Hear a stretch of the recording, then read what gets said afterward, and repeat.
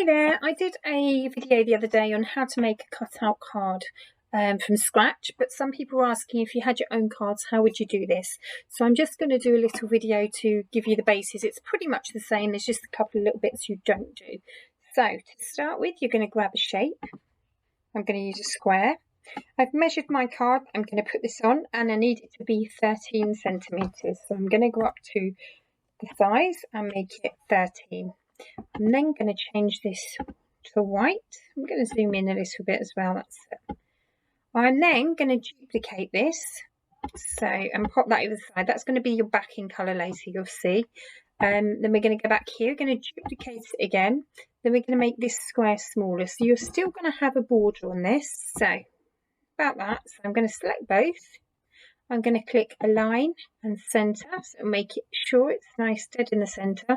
Then I'm going to click Slice. If you don't do this and you try to weld on this, it won't work. So if you're welding and it's not working, you'll see the reason why. So now I'm going to press Slice.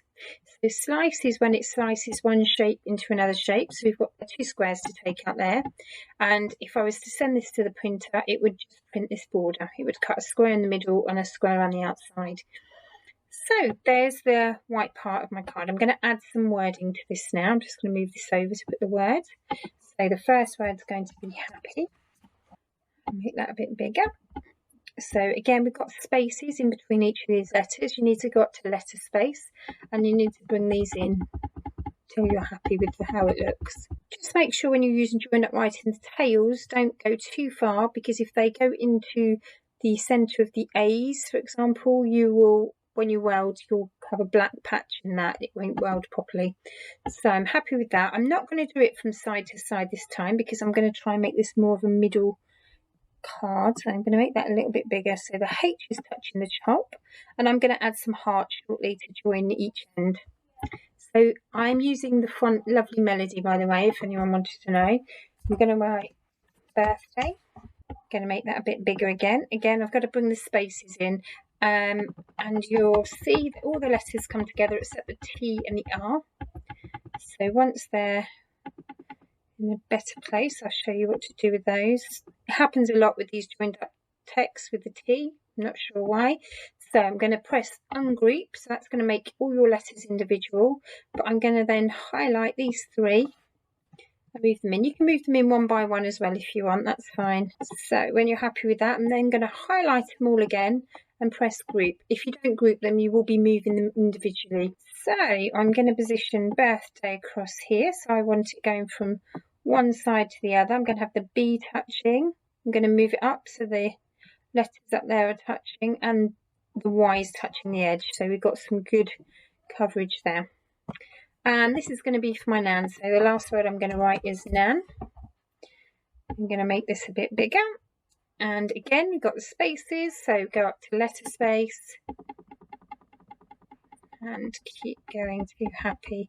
You could, of course, write all three words together and do it like that, but I prefer doing word by word so you can really make sure they're exactly where you want them to be. So Nan's going to be quite big, and it's going to be, I'm going to touch it down the bottom there. Okay, so you can see that each word's touching somewhere. So now I'm going to add some shapes just to make sure it's sturdy and it finishes it off. So I'm going to duplicate a few hearts quickly. I'm going to put one over in this corner. So just taking time to position, this one's going to hit the top. You can keep practicing, and then you can always just reverse your actions by using the undo button up here. So this one here is touching the tops, the side, it's touching the Y, so that's a good position. This one here I'm going to bring over into this corner. Perhaps we'll make it a bit smaller so it's just touching the curve of the H.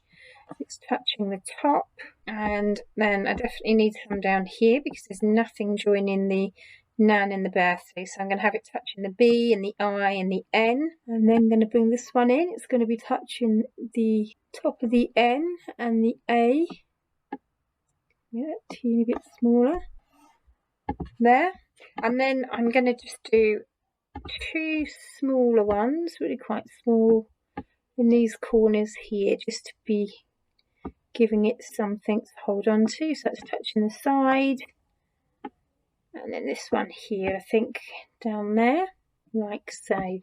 Once you're happy, you've positioned all your bits. I might actually just add one more there. Hang on. The other thing is we have a floating eye here, so I'm going to grab a circle shape, make that quite small, go over to the eye. So it's covering the eye and it's positioned so it's touching the top of the eye.